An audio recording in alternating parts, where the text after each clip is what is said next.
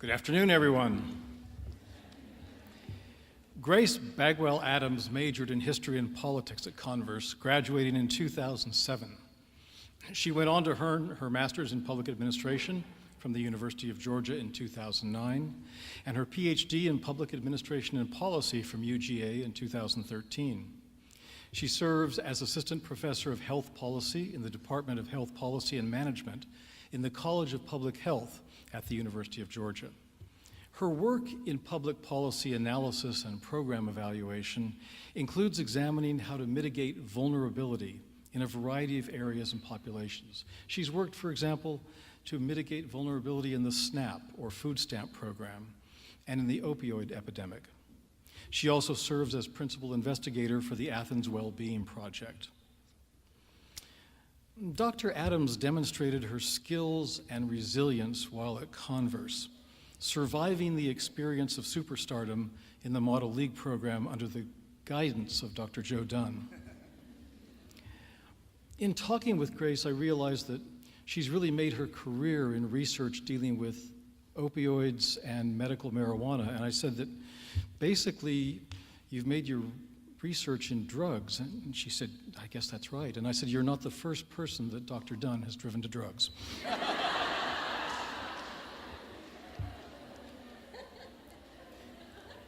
While she was here, she was undefeated in her competition during her entire time at Converse. Anyone who can do that is easily capable of rising to the top at the University of Georgia. Now, she used to say that what she really wanted was Joe Dunn's job. You did. She taught for us for one summer and was very successful. And Grace, I'm here to tell you, if you're still interested in Joe's job, I'm willing to talk to you after the ceremony. Please help me welcome Converse alumna, gifted researcher, and educator, Dr. Grace Bagwell Adams.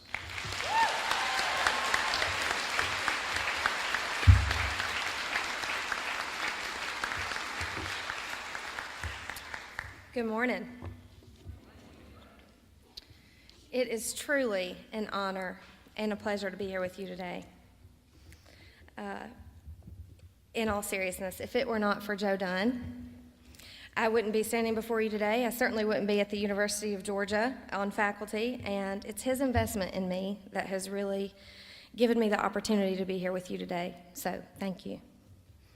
When I was first asked by President Newkirk to come and share some remarks with you, the first thing I thought about was what an amazing opportunity this was, what an honor. And the second thing I thought about, and let's be real here, is that I'm going to get a good lunch of strawberries and cream over there after this.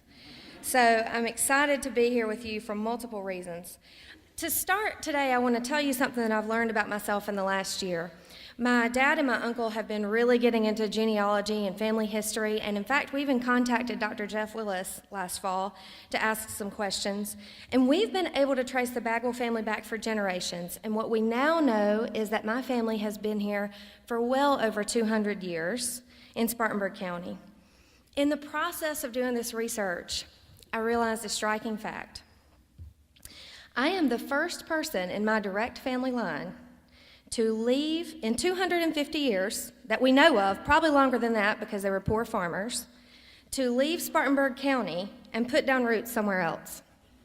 I'm going to let that sink in for just a second, okay? 250 years. I'm from Bowling Springs, South Carolina. I came to Converse for college in 2003, and 4 years later graduated and moved to Athens, Georgia for graduate school. I had never lived anywhere else other than this county. And so when I started over, I was completely terrified. Everything I owned fit into my little SUV, and I drove it down there. I was excited too, of course, but also overwhelmed at moving to a place where I knew absolutely no one. My first day of class at the University of Georgia is crystallized in my mind forever. It was a political science class, American Government 101, and as a newly minted graduate student, my responsibility was to be a teaching assistant for this course. That day in August of 2007, I found my way to the classroom and stood outside the building confused. It was an auditorium, not a classroom. I opened the door and went inside, and all 350 seats were filled with University of Georgia freshmen and sophomores. Now, keep in mind, just 3 months before, I had graduated on this stage with my class of 187 Converse women. Now I walked into this one course that was twice the size of my graduating class. I nervously made my way down to the front where the main professor stood with a microphone, and as class began, she asked me to introduce myself, which I did. And to my shock and horror, a few of the young men in the audience whistled and catcalled at me. I could not believe it. It was such a surreal experience. All I could think about was the scene in The Wizard of Oz where Dorothy says to Toto, "We're not in Kansas anymore." Well, I was not at Converse anymore, ladies. I went home that night and I called my mom. When she picked up the phone, I said, "Mama, you've got to come down here and get me."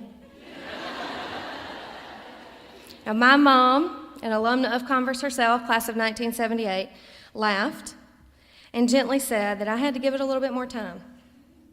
She said I had to create a new community for myself like the one I'd had at Converse.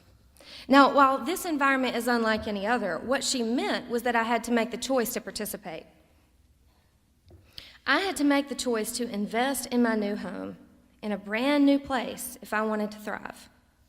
When I thought about that and what I might share with you today, I reflected on this memory, and I realized that there are some key aspects of creating community that Converse helps teach us. For each of us, there comes a time when we have to leave this special place and create a new community for ourselves. In the modern world, however, there are many barriers that stand in the way of us connecting with one another. I'm going to share a couple of them with you now. The first thing is that people are increasingly isolated. We live in a world where we are more interconnected than ever thanks to a globalized economy, the internet, and a 24-hour news cycle. Despite this, we are isolated, and most recent evidence shows that this isolation and loneliness can lead to illness and even premature death.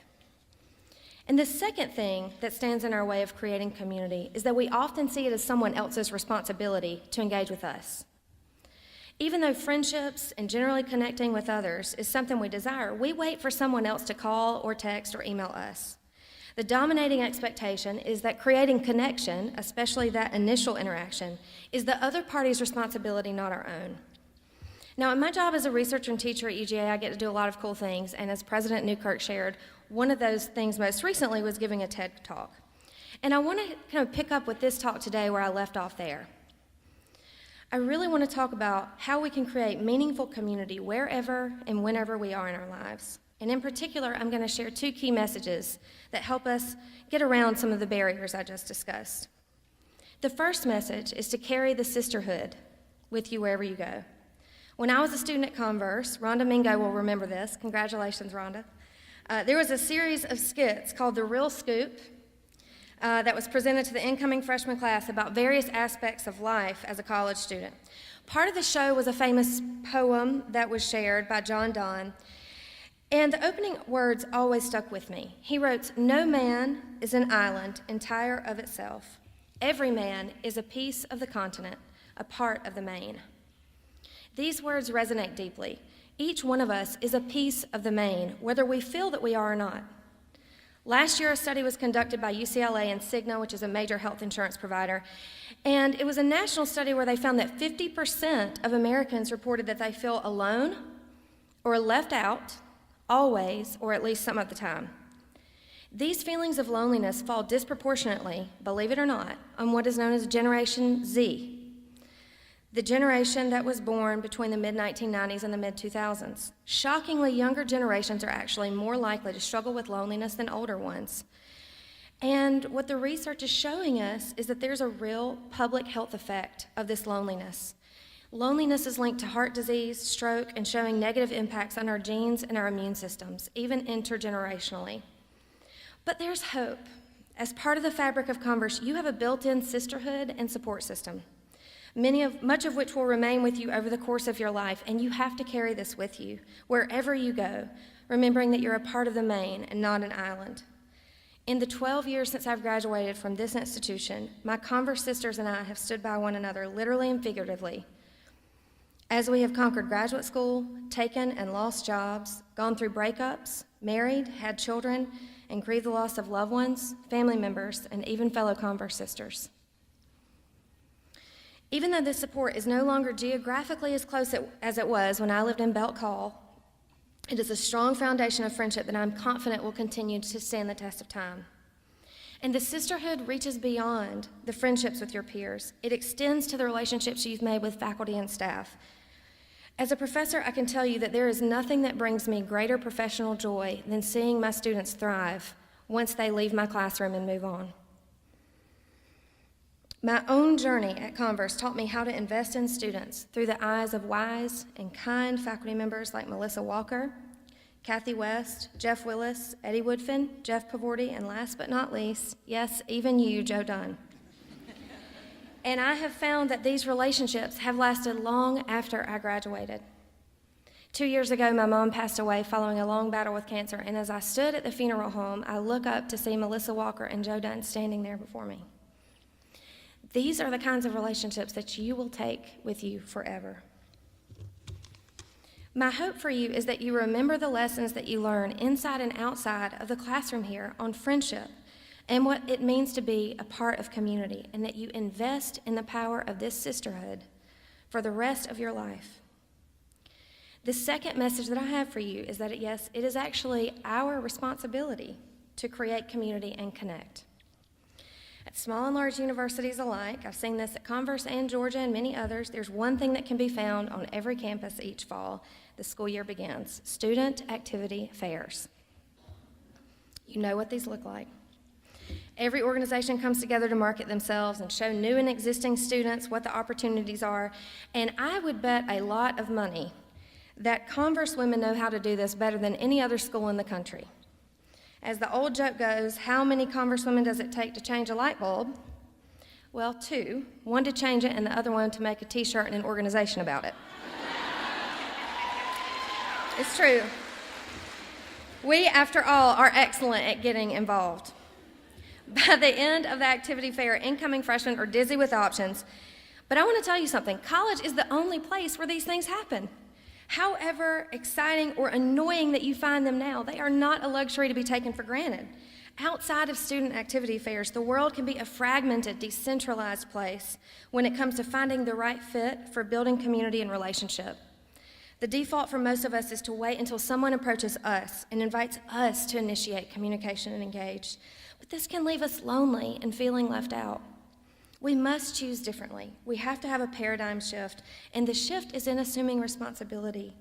It is each of us that must choose to create community and connect. Now, I know this can be difficult. I'm an extrovert, but for those of you who are introverts, I understand that this can be very painful.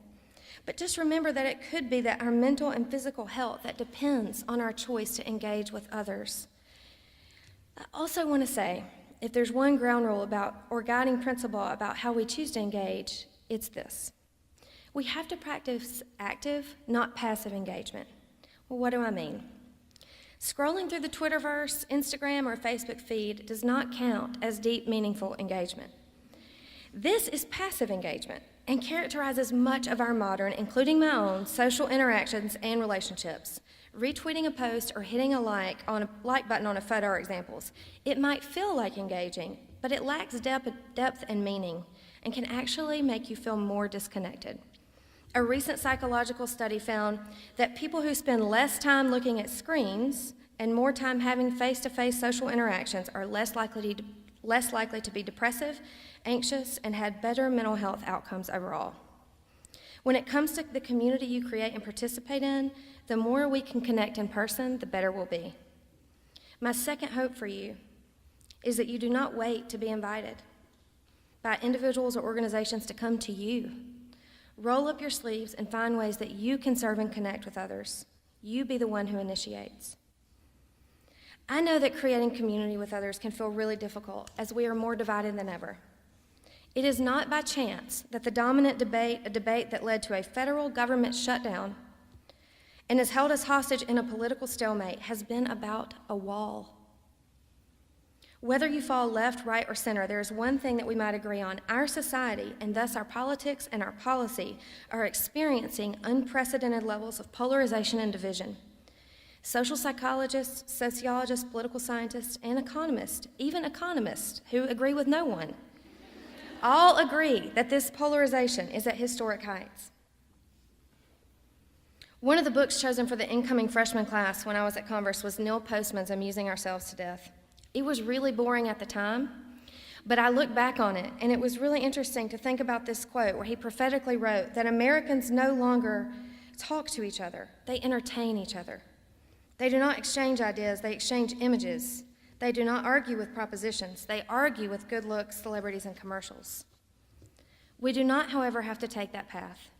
In the email signature of your president, I noticed the college's relatively new tagline, which I really love: voice, value, vision. I think the secret lies somewhere in there. Each of us must find our own voice, and once it is found, we must not hesitate to use it to connect with one another in an active way. This begins with the choice to participate, to see yourself as being empowered to initiate change. It doesn't matter if you've lived here for a year or a lifetime, if you're a freshman or a senior about to graduate next month, or even a faculty member. Once you make the choice to engage, you're ready to find a place to plug your unique skills, talents, and personality into the fabric of this special place that you call home. We have to be willing to learn new things about places and people, both in and outside of these special walls.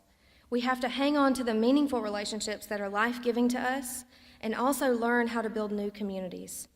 And we have to step up and take that responsibility for connecting with others instead of waiting for people to come to us. In closing, I want to leave a special message for the graduating class. I too am a Red Devil, by the way. You may be moving on to graduate school, going to work in a new position, or uncertain about your next steps, and that's okay. You could be leaving Spartanburg for good or putting down deep roots here as you start your adult life. No matter your station or situation in life, there's one thing for certain, though. You're going to leave the precious community of Converse as a student, and you will have to create a new one. It's hard to move on, especially from such a special place as this, but take the lessons you've learned about connection, vision, and voice, and put them to work for you in your new positions. Your communities will be better for it. Dexter Edgar Converse's hope was that this education might help us to see clearly, decide wisely, and act justly, and we are here today to celebrate his vision. I can think of no better way to do that than to dig in together, connecting in deep, meaningful ways, and recognizing ourselves, as Don put it, as part of the main. You are needed now more than ever. While this might feel overwhelming to think about, we must not disengage. We have much to learn, but we do not have to go it alone. And the sooner we build bridges to each other, the sooner we will be happier and healthier together. Thank you very much.